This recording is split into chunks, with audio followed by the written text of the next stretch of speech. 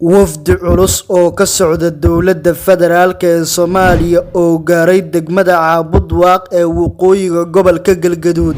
Muuqaalkan ayaan ku qaadaa dhigi doonaa daawadayaal, laakiin intaan u guda gelin muuqaalka like saara, sii share gareeya oo la wadaaga saaxiibadiin, bogaana follow soo dhamaadsanidin. aynu ku bilownay wafdi culus oo maanta ay dowladda federaalka ee Soomaaliya u dirtay degmada Caabudwaaq ayaa gaaray degmadaasi oo ku taala waqooyiga gobolka Galgaduud.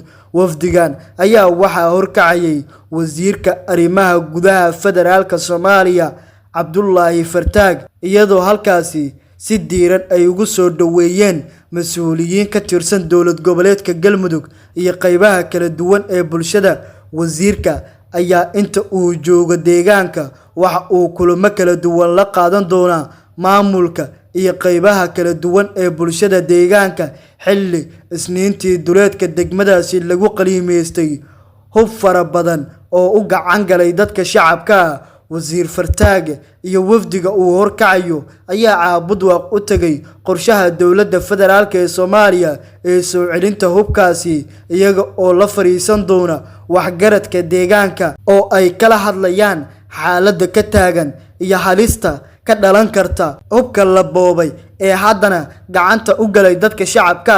dowladda federaalka ee Soomaaliya ayaa waxa ay horay u sheegtay in ay ka go'an tahay soo celinta hubkaasi, iyada oo xilligaani u mareysa qaab wada hadal iyo in ay la tashato waxgaradka Caabudwaaq, taas oo hoos u dhigaysa xiisad ka dhalatay hanjabaada ka soo baxday dowladda federaalka ee Soomaaliya. dowladda Soomaaliya waxa ay ka xun tahay falka foosha xun ay ku dhaqaaqeen maleeshiyaadka wadada u galay ciidanka qaranka ee ku jiray gudashada waajibaadkooda qaran, waxaana ka go'an in hubkaasi lagu soo celiyo gacanta dowladda, tallaabo adagna laga qaado cid kasta oo ku lug lahayd falkaasi xadgudubka ayaa horay loogu yiri bayaan ka soo baxay wasaaradda arrimaha gudaha Soomaaliya. sidoo kale waxaa arintaasi ka soo jawaabay ugaas Maxamed ugaas Axmed oo ah ugaaska guud ee beesha Sade, oo nasiib darro ku tilmaamay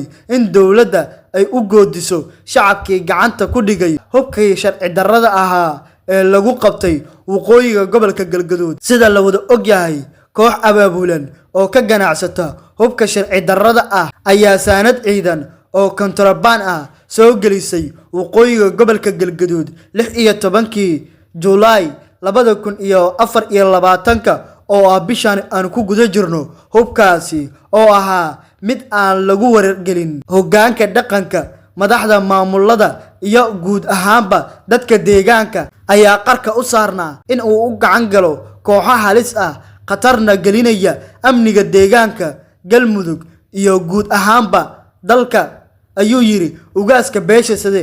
arintani ayaa ku soo aadeyso iyada oo haatan Galmudug iyo dowladda federaalka ee Soomaaliya ay wadaan qorshayaal ku aadan sidii loogu soo celin lahaa hubka la bililiqeystay ee lagu bililiqeystay waqooyiga gobolka Galgaduud gacanta dowladda federaalka ee Soomaaliya, kaas oo dhaliyay walaac xoogan maadaama uu galay gacanta dadka shacabka, isla markaana dowladda iyo sidoo kale beesha caalamkaba ay ka walaacsan tahay sidii lagu soo celin lahaa hubkaasi.